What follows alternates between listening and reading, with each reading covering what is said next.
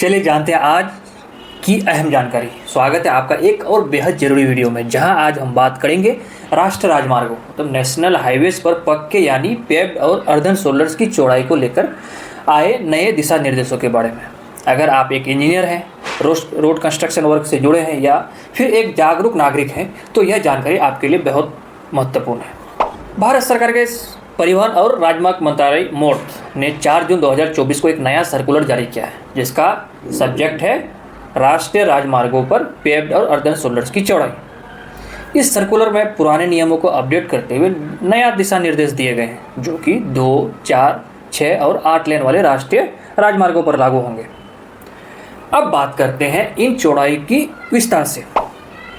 यदि सड़क प्लेन या रोलिंग ट्रेन में है तो यहाँ पेव्ड शोल्डर की चौड़ाई 1.5 मीटर और अर्धन शोल्डर की चौड़ाई जो 1 मीटर निर्धारित की गई है, यानी कुल चौड़ाई 2.5 मीटर होनी चाहिए। वहीं अगर सड़क माउंटेनियस या स्टीप ट्रेन में है, मतलब अगर पहाड़ी एरिया में है, तो हिल साइड पेव्ड शोल्डर जो 1 मीटर, जहाँ हिल साइड होगा 1 मीटर होगा, और वैली साइड में पेव्ड शोल्डर 1 मीटर का, और अर्धन शोल्डर जो है 0.5 मीटर, यानी कुल मिलाकर 1.5 मीटर। इसके अलावा जहाँ आवश्यकता होगी वहाँ 1 मीटर का एक्स्ट्रा अर्धन विड्थ भी दिया जाएगा।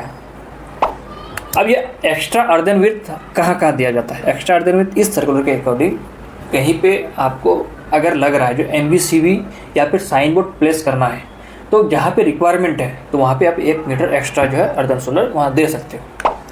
अब बात करते हैं ब्रिजेज और ग्रेड सेपरेटेड स्ट्रक्चर्स की। इन जगहों पर सड़क की चौड़ाई में कंटिन्यूटी बनाए रखना बेहद जरूरी है, इसलिए अब से ब्रिज टैग की चौड़ाई वही होगी जो सड़क की कुल चौड़ाई होती है, जिसमें कैरेजवे, पेव्ड और अर्धन शोल्डर, मीडियन और साइनेज सब शामिल होंगे। जहां फुटपाथ उपलब्ध है वहां RCC कैरेज बैरियर और गार्ड रेल भी अनिवार्य होंगे। साथ ही यदि कोई अर्धन शोल्डर है तो उससे 1:15 के अनुपात में टेपर किया जाएगा, ताकि रोड यूजर्स को सुरक्षित अनुभव मिल सके। अब सवाल आता है कि ये नियम कब से लागू होंगे?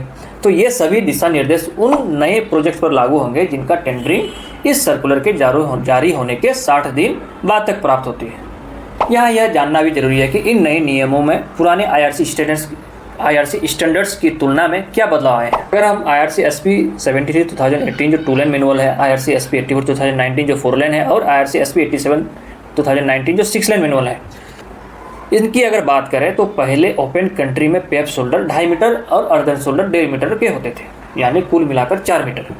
अब इन्हें घटाकर 2.5 मीटर कर दिया गया इस नए सर्कुलर के अकॉर्डिंग।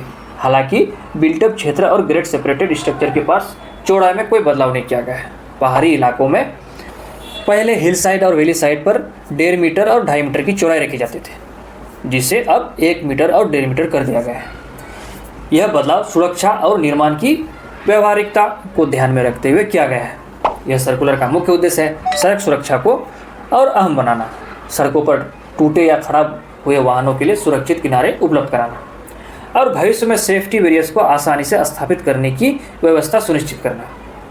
अगर आप सिविल इंजीनियर हैं या रोड कंस्ट्रक्शन वर्क से जुड़े हैं तो इस सर्कुलर को ध्यान से पढ़ना और इसका पालन करना आपके लिए ज़रूरी है।